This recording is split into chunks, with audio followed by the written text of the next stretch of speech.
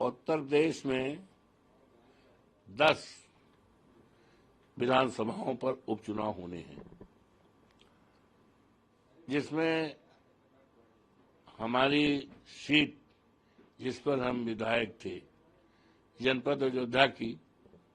मेलकीपुर विधानसभा seat की, जिस पर हम विधायक थे,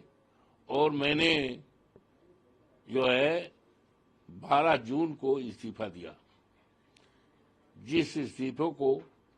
माननीय विधानसभा अध्यक्ष महाना जी ने स्वीकार कर लिया 13 तारीख को, और उसी दिन माननीय हमारे राष्ट्रीय अध्यक्ष जी ने भी इस्तीफा 12 तारीख को दिया था, उनका भी 13 तारीख को मंजूर हो गया था, नोटिफिकेशन हो गया, और इसकी सूचना उत्तर प्रदेश के चुनाव आयुक्त को भी और संबंधित जिलाधिकारियों सबको दे दी गई। ये वैकेंट सीट हो गई, और एक सज्जन ने जो हमारे मुकाबले चुनाव हारे थे, उन्होंने रिट दायर कर दिया था, और रिट उस समय इन्फ्लेक्चुअस हो गई जिस समय हम चुनाव जीत गए, और जिस समय सीट वैकेंट हो गई तो रिट इन्फ्लेक्चुअस हो गई। हाँ, चुनाव जीतने पर, और चुनाव जीतने के बाद विधानसभा मिल्कीपुर से एमएलए का इस्तीफा देने के बाद, विधायक का इस्तीफा देने के बाद वैकेंट हो गई, और वैकेंट घोषित हो गई, तो जो भी रिट है वो in the I of law ये इन्फेक्चुअस हो गई। अब जब इन्फेक्चुअस हो गई तो जिसने रिट किया था, भारतीय जनता पार्टी का जो उम्मीदवार था, हारा है, और चर्चा है संभावित उम्मीदवार इस बाई इलेक्शन में भी होता, तो उसकी एक मॉरल ड्यूटी थी कि जब मैंने इस्तीफा दे दिया, सीट जो है इन्फेक्चुअस हो गई, और इस्तीफा दिए हुए आज 4 महीने से ज्यादा हो गया,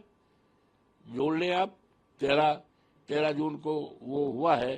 तो जून, जुलाई, अगस्त, सितंबर, अक्टूबर, 4 महीने से ज्यादा हो गया। तो उसका मॉरल ड्यूटी थी कि वो अपना रिट वापस ले लेता। जब ये जाना कि इन्फेक्शस हो गई तो रिट वापस नहीं लिया।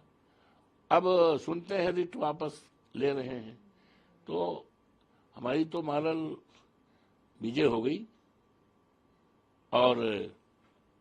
अब क्यों नहीं लिया, उनकी रणनीति है कि डर रहे हैं, ये सीट बड़ी इंपॉर्टेंट सीट हो गई है, इसकी चर्चा जो है बीजेपी के लोगों ने राष्ट्रीय विधानसभा बना दिया है, क्योंकि अयोध्या से जुड़ी हुई है, ये माननीय अखिलेश यादव से जुड़ी हुई है, अवधेश प्रसाद कार्यकर्ता से जुड़ी हुई है, तो इसकी चर्चा देश और दुनिया में हो रही है, और उसी क्षेत्र का मिल्कीपुर है, तो इसीलिए। और माननीय योगी जी 4 बार कार्यक्रम लगाए, 1 दर्जन से ज्यादा मंत्री उनके 1 महीना से, लेकिन जनता टच से मसला नहीं है। पूरा डिसाइड है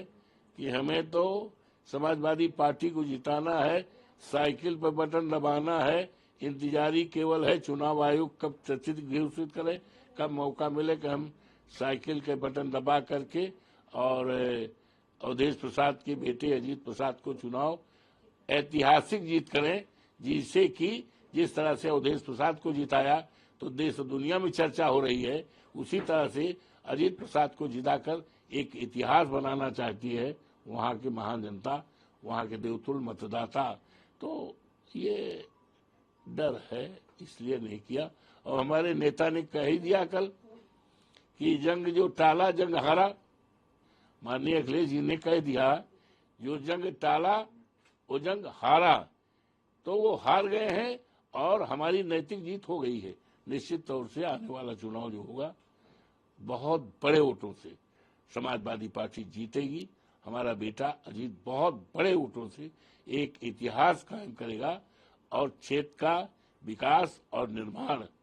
आपसदारी, भाईचारा को कायम करेगा। लोगों को